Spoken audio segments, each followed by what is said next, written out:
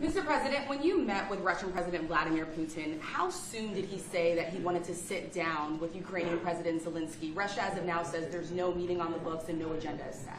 Well, that's going to be up to them. It takes two to tango, I always say it. And they should meet, I think, before I have a meeting and probably close the deal. But I think it's appropriate they meet. They do not exactly get along well, as you can understand. And I'm sure it's a meeting that perhaps he didn't like. But he wasn't happy about coming to the United States either. That was a big concession, and I appreciate the fact that he did. You know, I've always had a very good relationship, despite a fake Russia haunt that we had. But we've always had a great relationship, very good relationship, strong relationship with Russia. That's a good thing, not a bad thing, by the way. That's a very good thing. And it's good to get along with Kim Jong-un, and it's good to get along with everybody, including President Lee.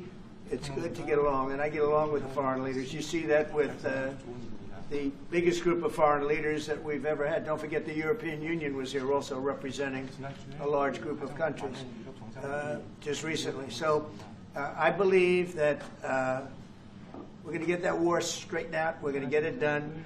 I don't know that they'll meet. Maybe they will. Maybe they won't. They'd like me to be at the meeting. I said, you guys ought to work it out. It's between you. It's not us. Now, in the meantime, we're not spending any money on, as you know, on Ukraine. We're selling military equipment to NATO. NATO now is taking in, excuse me, NATO now is taking in a large amount of money from the countries.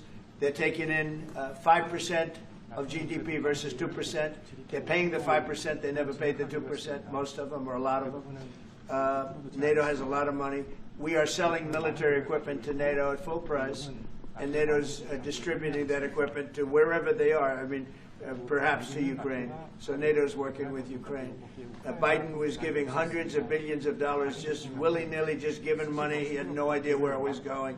It was terrible what was happening. So we're not involved anymore in terms of the cost. We're in for $350 billion.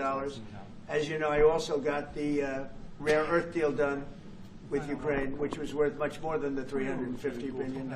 But I'm not interested in the money so much, even though we've done a great job in that regard. I'm not interested in that. I'm interested in stopping a war.